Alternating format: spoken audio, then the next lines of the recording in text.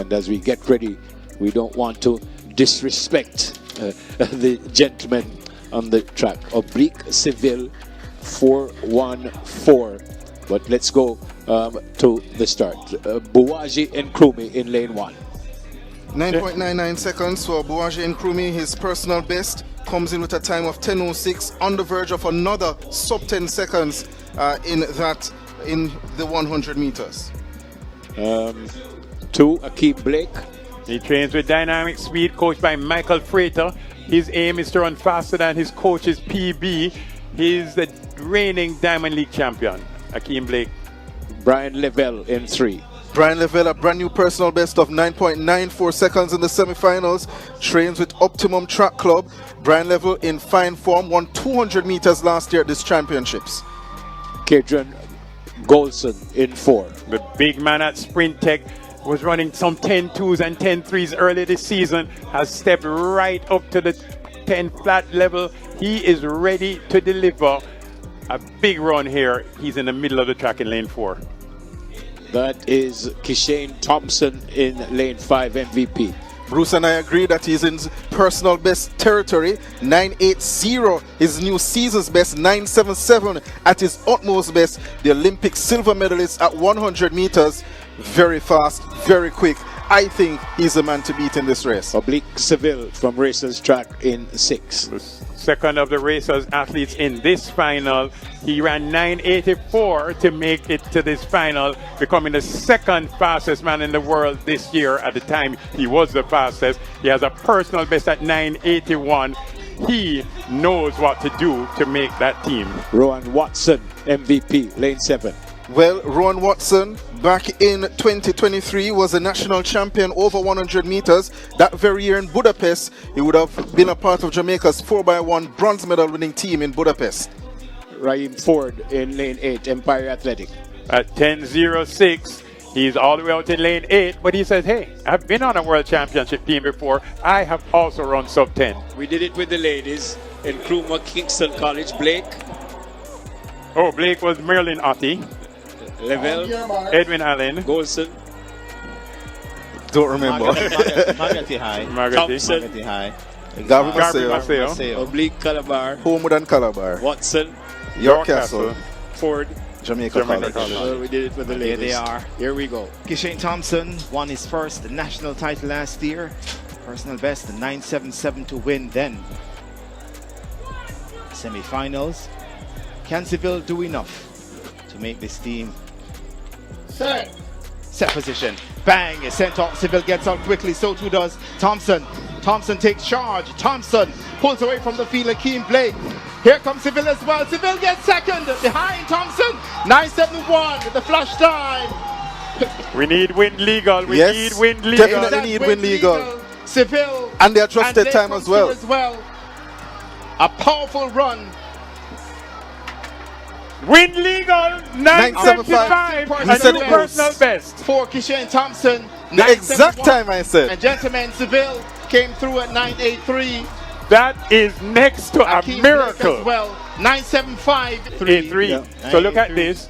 Actually, believe it or not, Oblique Seville got the best start. You'd have thought he may have been tentative, but that is called Lionheart. But of course, the top end speed of Kishane Thompson kicks in at this point. He pulls away, moves away, and moves away quickly. Lavelle pulls up. Oh, Yeah, Lavelle did pull up. And as it was last year, it remains the same. Thompson winning ahead of Seville, and Akeem Blake coming through for third. Raheem Ford One thing I could tell you is, makes the team as well. one thing I could tell you is Denise won't have the winner. He's gone home. What's up, viewers? Welcome back to the channel. So we're in the off season for Track and Field, and we'll be showing all the top races in 2025 and also further. So stick around. Hopefully y'all enjoyed this highlight. If y'all new to this channel, please consider subscribing. Also leave a like on this video, it would be greatly appreciated. But this race was back in June, for the ending of June. We shoot the women 100 meters. This is the men's 100 meters, where we had the big hitters Kishane, Oblique, Akeem Blake in this one. Also, Brian Lavelle was also in this 100 meters.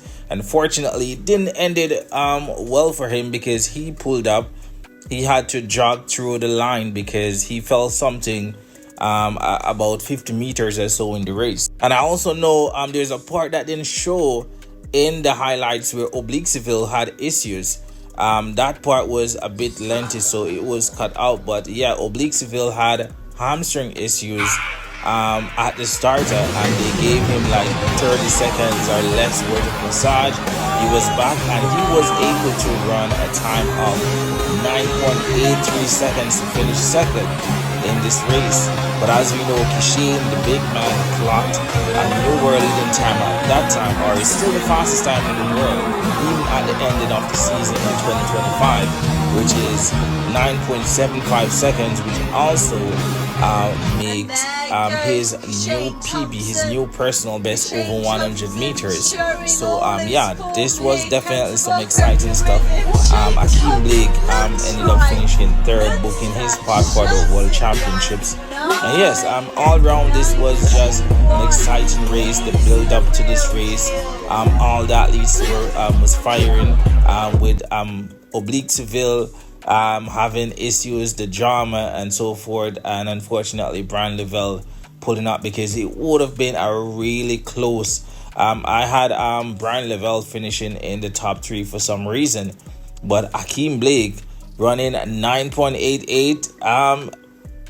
Brian Lavelle, he did run 9.8, but I'm not sure if Brian Lavelle would have beaten Akeem Blake just the way he performed in this. And Akeem Blake, for some reason, when it matters most, always brings out his best, and I'm just happy that he made it to yet another championships. Brian Lavelle would have had his chances in the 200 meters, in which he took it with both hands, and y'all see how that plays out at the World Championships later on, definitely winning his first senior medal for Jamaica, with winning bronze in the 200 meters at the World Championships.